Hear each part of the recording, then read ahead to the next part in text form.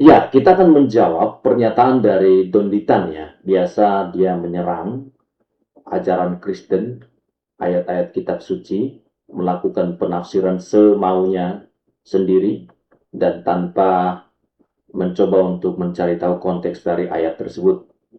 Jadi di video ini teman-teman, kita akan menemukan bahwa Don Ditan bersama dengan seorang mualaf kayaknya, ya, menjabarkan bahwa sebenarnya dalam kitab perjanjian lama tertulis kalau dosa itu bisa diselesaikan sendiri tanpa juru selamat atau tanpa penebusan dari seorang Yesus Kristus. Dan dia menyampaikan beberapa ayat, kemudian ayat itu ditafsirkan bahwa kita bisa lepas dari hukuman dosa, kita bisa menyucikan diri kita sendiri dengan cara apa? Bertobat, ya, berhenti untuk melakukan dosa, maka kita bisa masuk surga. Nah, kita akan jawab nanti beberapa pernyataan itu secara teologis ya teman-teman. Bagaimana Alkitab menjawab bahwa Yesus Kristus adalah juru selamat satu-satunya yang dapat menyelamatkan setiap orang. Baik, kita saksikan terlebih dahulu cuplikan videonya seperti ini. Mungkin suaminya juga bilang, itu karena Tuhan turun jadi manusia untuk mati di atas kayu salib menebus dosa manusia. Ya kan? Sekarang kata perjanjian lama apa kalau mau masuk surga? Oke. Perjanjian lama bilang begini kalau mau masuk surga. Yeskiel 18 ayat 20 sampai 21. Orang yang berbuat dosa itu yang harus mati. Anak tidak akan turut menanggung kesalahan ayahnya, dan ayah tidak akan turut menanggung kesalahan anaknya. Oke. Orang benar-benar akan menerima berkat kebenarannya, dan kefasikan orang fasik akan bertanggung atasnya. Berarti nggak bisa ditanggung sama bapaknya. Setiap manusia bertanggung jawab atas dirinya. Jadi semua ditanggung sama masing-masing orang. Ayat 21 bisa baca nggak? Ayat yang 21 nih. Tetapi jikalau orang fasik bertobat dan segala dosa yang dilakukannya dan berpegang pada segala ketetapanku serta melakukan keadilan dan kebenaran, ia pasti hidup, ia tidak akan mati. Oke. Segala Orang fasik itu apa? orang yang berdosa ya. Orang berdosa dan terus menerus. Orang fasik. Kalau bertobat, dia kan hidup. Iya. Lagi begini nanti. Oke. Dia akan hidup karena kebenaran yang dilakukan. Kalau orang Kristen berdebat soal perjanjian lama, mereka nggak akan bisa ngomong. Nah, coba perhatikan perkataannya. Kalau orang Kristen berdebat soal perjanjian lama, mereka tidak bisa ngomong. Ya kata siapa tidak bisa ngomong? Orang itu kitab suci kita, kita yang ngerti lah soal kitab suci sendiri kan begitu. Dia ini nggak bahas-bahas Al-Quran ya, dia bahas Alkitab loh teman-teman. Ini belum move on dia ya. Jadi coba kita lihat dulu, nanti kita akan komentari satu persatu pernyataannya, maksudnya apa ya. Yesaya pasal 1 ayat 16 sampai 18. Nah, foto dibaca.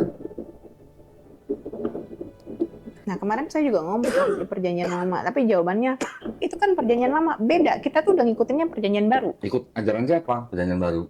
Setelah Yesus lahir. Katanya. Iya, ajaran siapa ya Kristen? Iya, katanya itu semua ajaran Yesus atau ajaran Paulus?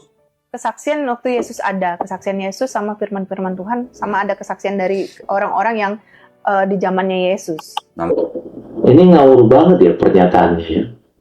Perjanjian lama kita sudah tidak ikuti lagi katanya, kita ngikutin perjanjian baru.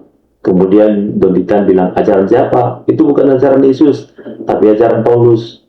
Ini kan sesuka hati asal ngomong, tapi dengan yakin bahwa apa yang dikatakan itu benar. Ini kan menyesatkan, dan kekeliruan yang hakiki itu ada di dalam otaknya si Don Ditan ini. Menafsirkan seenaknya apa yang menjadi kitab suci orang lain. Tafsirkanlah kitab sucimu. Nggak usah buka-buka tuh kitab suci agama lain. Lanjut ya. ayat di dalam perjanjian baru yang bukti bahwa itu bukan ajaran Yesus. Paulus ya. Ini udah dicatat. Udah ini udah dibaca. Sebentar, ini biar saya lebih jelas lagi tadi kebesaran.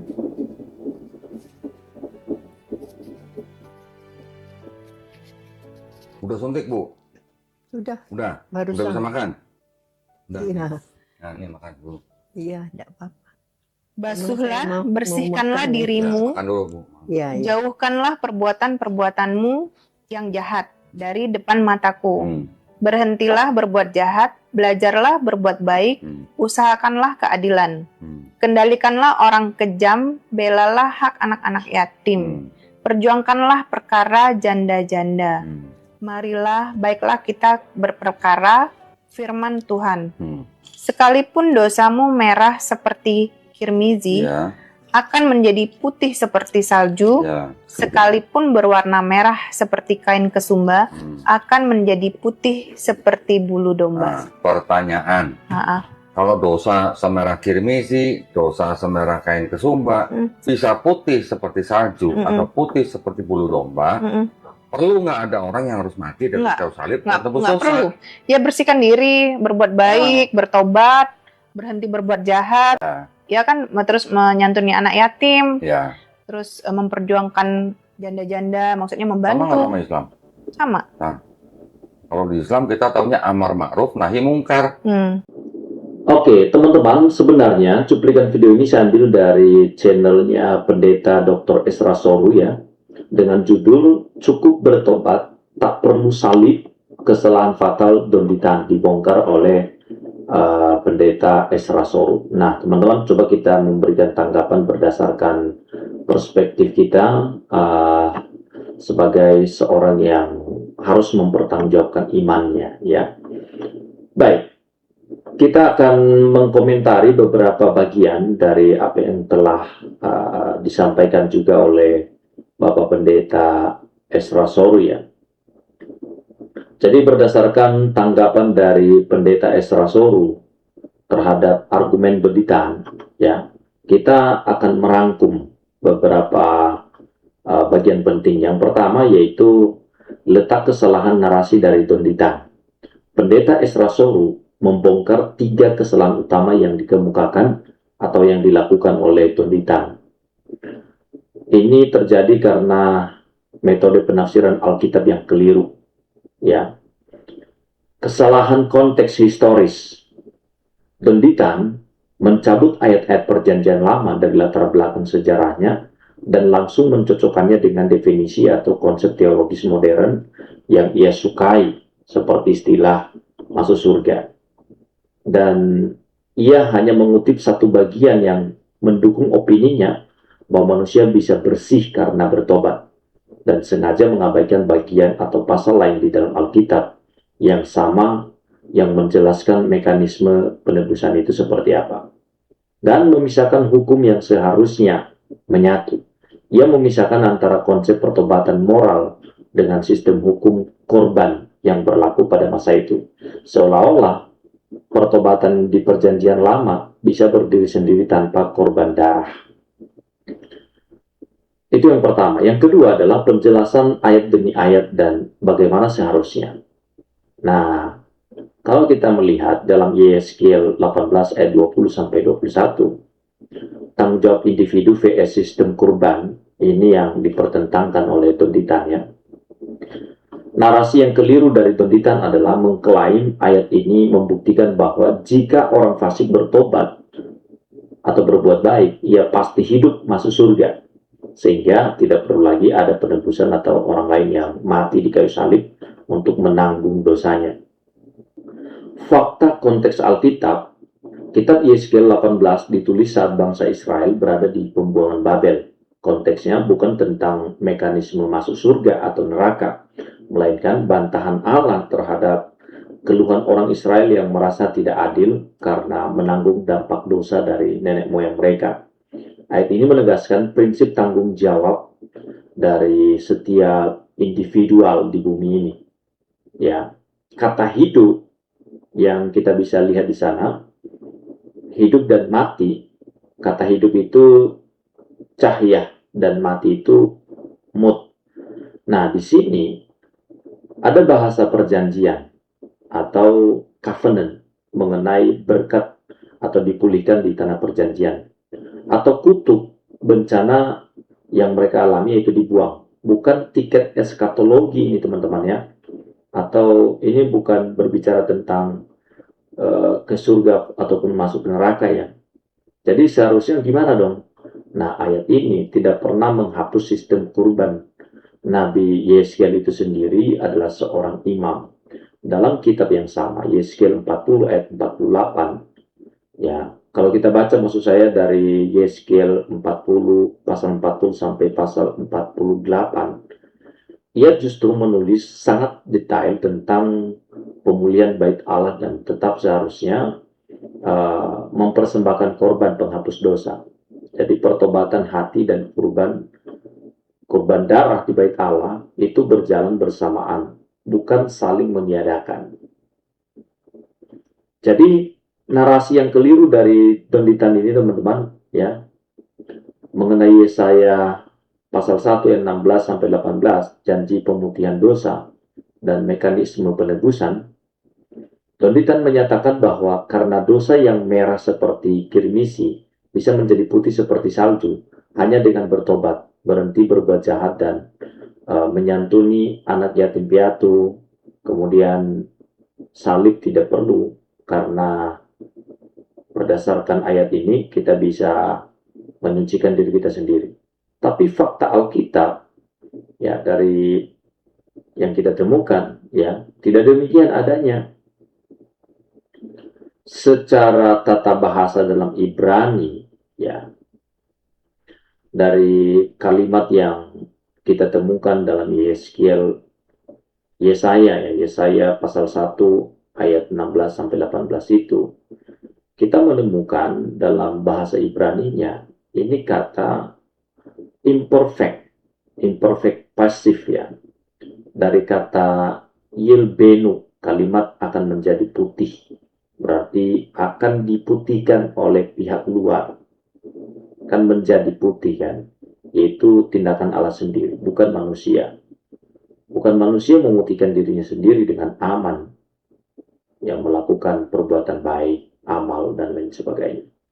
Yesaya 1 ayat 18 memberikan janji ya, memberikan janji pemutihan dosa, tetapi mekanismenya dijelaskan oleh Nabi Yesaya di pasal selanjutnya, yaitu Yesaya 53 ayat 24. Kita temukan di sana tertulis jelas bahwa Allah menimpahkan kejahatan kita kepada sang hamba yang menderita sebagai korban penebusan salah. Ya, ini adalah karena pemberontakan kita. Dia tertikam. Jadi sangat disayangkan dia tidak menyampaikan yang benar ya. Bahkan kata basuhlah dirimu di sana, itu dalam budaya Israel pada abad 8 sebelum Masehi tidak pernah lepas dari ritual pentahiran yang selalu melibatkan pengorbanan darah, seperti dalam kitab Imamat 29 ayat 30. Jadi seharusnya pembasuhan atau pertobatan moral manusia adalah respon, sedangkan korban penebus salah dalam Yesaya 53 adalah cara Allah mengampuni secara adil. Keduanya adalah satu kesatuan, tidak bisa dipisahkan.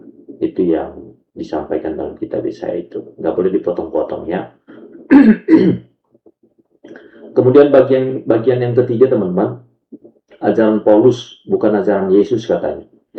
Ini juga keliru. Donditan mengklaim bahwa konsep penebusan melalui kematian seseorang di kayu salib dalam perjanjian baru hanyalah diciptakan oleh Rasul Paulus. Nah, ini keliru. Padahal Yesus sendiri secara eksplisit mengajarkan konsep penebusan dan kematiannya sebagai korban pengampunan dosa. Jauh sebelum Paulus menulis surat-suratnya, di dalam Markus 10 ayat 45 misalnya, Yesus berkata, anak manusia datang untuk memberikan nyawanya menjadi tebusan bagi banyak orang. Matius 26 ayat 28, di dalam peristiwa perjamuan terakhir, Yesus menyatakan, sebab inilah darahku darah perjanjian yang ditumpahkan bagi banyak orang untuk pengampunan dosa. Kemudian Yohanes 10 ayat 11, gembala yang baik menyerahkan nyawanya bagi domba-dombanya. Kemudian Lukas 24 ayat 44 sampai 47, setelah bangkit Yesus membuka pikiran murid-muridnya bahwa Mesias harus menderita dan bangkit agar berita pertobatan dan pengampunan dosa diberitakan dalam namanya, yaitu Yesus Kristus. Jadi Rasul Paulus tidak menciptakan ajaran baru ya. Ia hanya menjabarkan teologi penebusan yang didasarkan pada pernyataan Yesus Kristus. Oke? Jadi itu jawabannya.